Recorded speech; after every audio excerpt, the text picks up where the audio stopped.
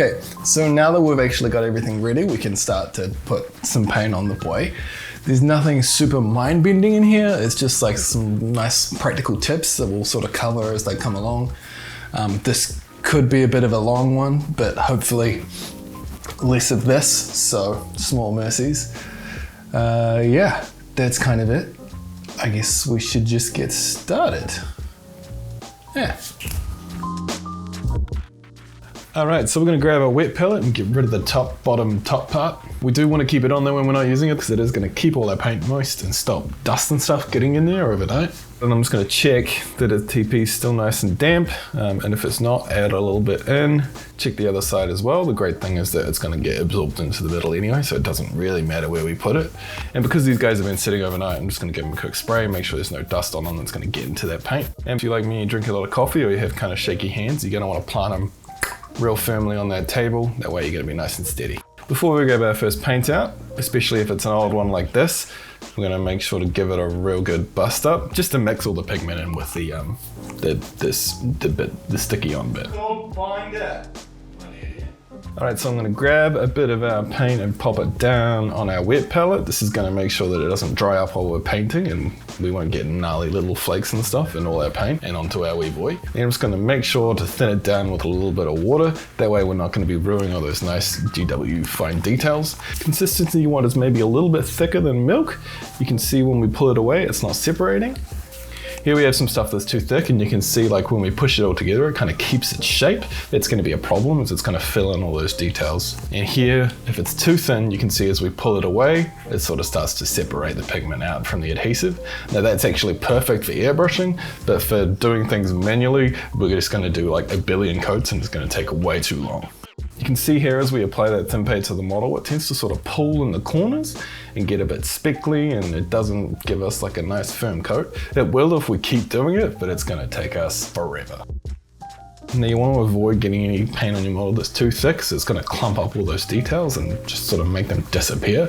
So if you do accidentally get some on there, we're just gonna cut it with a little bit of water to thin it down and pulling it away from the corners and open up all those nice little recesses. So now that we've got the consistency right, we can start putting our base color on the model. The brush I'm using isn't super fine. We're mostly just trying to get coverage here. I'm being pretty indiscriminate about where I'm putting it. I'm not worried about what color each piece is going to be. I'm more worried about just getting a full coverage over all the pieces. And I'm also being really careful not to touch the model. That's what our little painting handle's for. All the oils on your hands will scrape it away and ruin the finish and thin things out. So you want to make sure that you're really avoiding that. Now, a real good tip that you'll get from a lot of the pros is to go ahead and dip your brush in your coffee. That way you're ruining both your beverage and your brush at the same time, which is twice as efficient. All right, so with our first guy done, if we're batch painting, we can switch over to our next boy. This is probably a good time to give your brush a good wash as well. Make sure there's no little bits of paper or crap or dried paint or anything stuck in the bristles there, especially where they meet the little metal part that keeps it all together, because that's gonna damage your brush over time. Delicious. All right, so with that, we've got our first coat done on our boy, or if we're batch painting on our boys. You may notice here, it's looking a little bit patchy on the shoulders, on the backpack, and on the bottom of the legs there.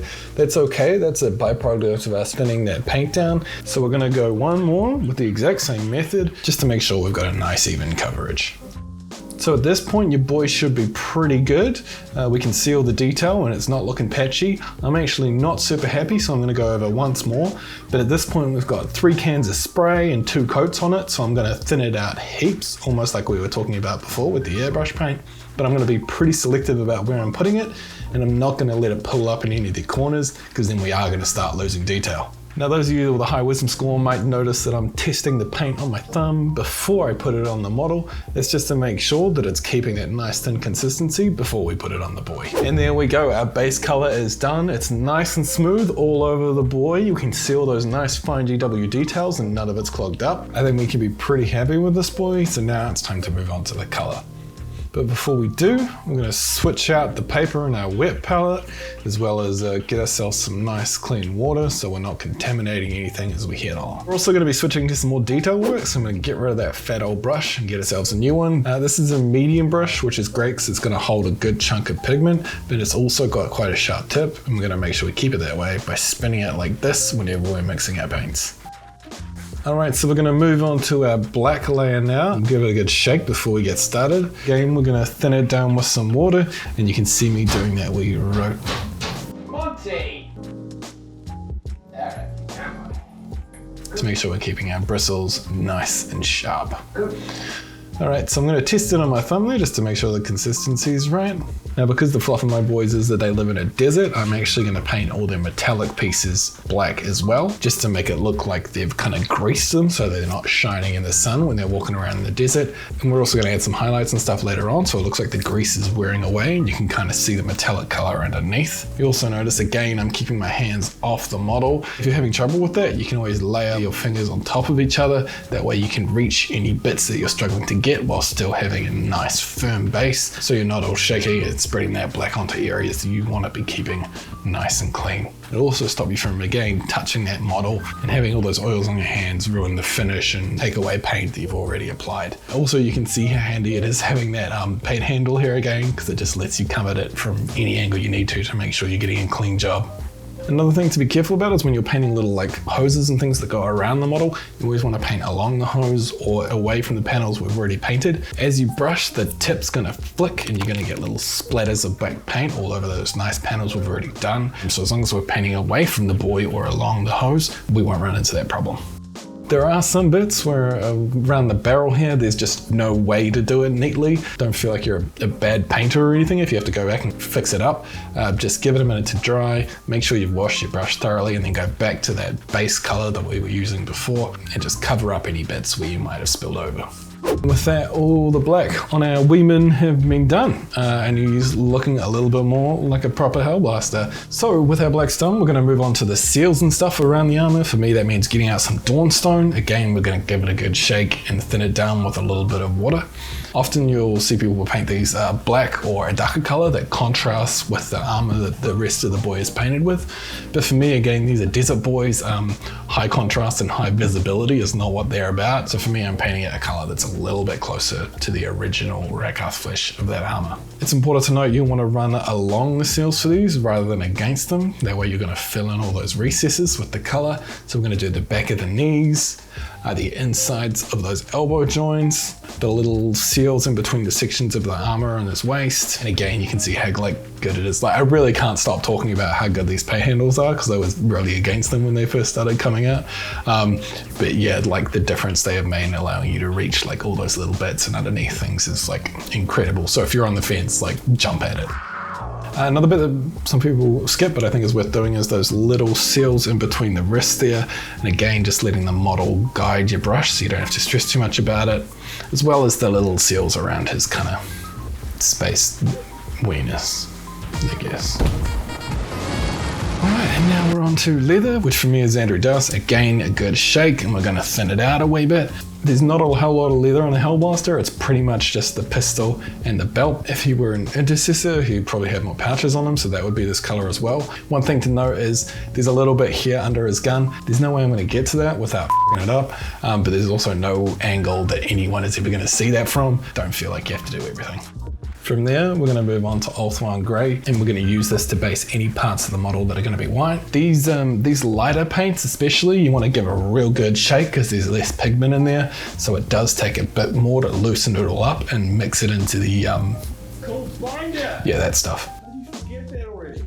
Now, because we're moving from darker colors to lighter colors, I'm going to make sure that we give that brush a real good wash. I'm also going to switch out our water and give the ramekin a good clean to make sure there's no little bits in there. We definitely don't want to be shading these light colors down with dark, dirty water. So for white on this boy, it's pretty much just the areas around the plasma gun. So those vents, as well as the larger coils running along the side, filling the gaps in between the coils, as well as the coils themselves. And I'm also kind of purposely letting the white spill over onto the edge and giving a bit of a highlight to that area around the side of the coils as well. That's going to really help us do a bit of a glow effect later on. I'm also going to paint the inside edges of the barrel because we're going to have that glow a little bit, and then just get that brush in there and just kind of sploosh a bunch of white around inside too. Make sure not to forget these little heat vents on the side as well. Make sure you get the white nice and deep in there. All right, so from here we're onto lenses, which for me is Macragge Blue. Again, like everything else, we're gonna give it a real good shake. We're gonna thin it down and we're gonna test that consistency before we start splattering it onto the boy. Now to start off, we're gonna be working the eyes and we're gonna need a real solid foundation. So again, hands on hands, elbows on the table. And we're just gonna push into the corner there and then drag that paint back in a nice line. Really don't want to overdo it. If you do spill over, again, don't stress. We'll just go over it again with a bit of that Rakarth flesh or whatever your base color is. I'm also going to do the lens on the other side of him. This kind of goes back to that internal logic thing again. For me, in this army, I want to have anything that anybody is looking through to be blue, and anything that anybody is looking at to be green, and then anything that's like a laser dot to be red. It just helps to kind of have those rules in place so you can be consistent across your whole army, and everything again kind of makes sense together on the table. So for me, that means we're going to be painting the other lens on his helmet as well as the lens on the little sensor spine on his backpack. Just as a side note, the reason this whole army has little sensor spines on their backpack is because in the fluff that I've made for them, they're kind of like the mentors. So if you're ever a boy on the field, there's also a bunch of people sitting at desks and getting a bunch of data about what's going on in the battlefield and feeding it through to them while they're in combat. Having kind of wee ideas about how your army works, whether it's like one you've made up or a real one, can kind of help you when it comes to modeling and making your army not just unique, but cohesive when they're all together. All right, so with everything we're looking through done, we're going to move on to the things that we look at. And for me, that means the green, specifically Caliban green is the base. Sometimes you'll come across a color like Caliban green. Caliban, oh my God, Monty, this late, bud. Like Caliban green, despite having like quite a high level of pigment, it really just doesn't want to mix in with that adhesive. So make sure you do give it a really good shake. I'm actually going to give this boy 2 thin coats as well, just to make sure that it's a really solid color and there's no little streaks going on. So with green done, we're on to red, which for me means corn red. It's a really good, like solid base color. Again, shake it, thin it down. We've got these 2 little lights on the bottom of the sensor, which are total pain in the ass, but generally you'll find more paint on the tip. So we're just gonna pop the tip of the brush on those dots, no more. We're also going to do the little laser sight on his helmet. The next thing for the red is this cable running along the top of the, I guess it carries plasma from his backpack to the gun, or coolant. I'm assuming it's coolant. And again, we just want to be careful that we're painting along or away from the rest of the model so that we're not splattering red on our nice clean armor panels. And that's it. All the base layers on our wee boy are done. He's starting to come to life a wee bit, but we've still got some more to go. But now that we've got the brunt of the work done, it's just the highlights and the washes that are really going to bring him to life. You can see we've got some pretty fine color over there. We've just really taken our time and been quite patient to make sure we haven't spilled over anywhere. And if we have, we've gone back over the base color just to make sure everything's really nice and really sharp. So before we finish up for the night, we're just going to make sure we give that brush a real good clean and make sure there's no little bits of the bonding agent that have soaked into the tip of the brush or right at the bottom where it meets the middle. It's also worth giving the brush a couple of quick licks. This might be a bit weird and you probably want to check that the paints you're using are non-toxic before you actually do this. The saliva in your mouth will actually really help the brush maintain its shape while you're not using it. It's just one of those little tips that'll help you keep your brushes for longer before you gotta go out and buy new ones. I'm also going to put that little plastic protector back on, just so that if the brush gets bumped around or thrown about a bit, those bristles aren't going to get damaged. The other thing to do before we finish up is put the lid back on our wet palette. This will help keep the paints for longer, which is in the long term, especially if you're buying GW paints, will help out a great deal. And it'll also protect them from any dust or hairs or little bits of crap that'll get in there while it's sitting overnight. All right, so yeah, he's not quite finished yet, but next up is washes. This is a bit of a process and we're all on this journey together, so I do hope you stick around. As always, if you've got any other tips about this part that you want to share, have a look down below. Otherwise, all right, stick around and we'll see you soon.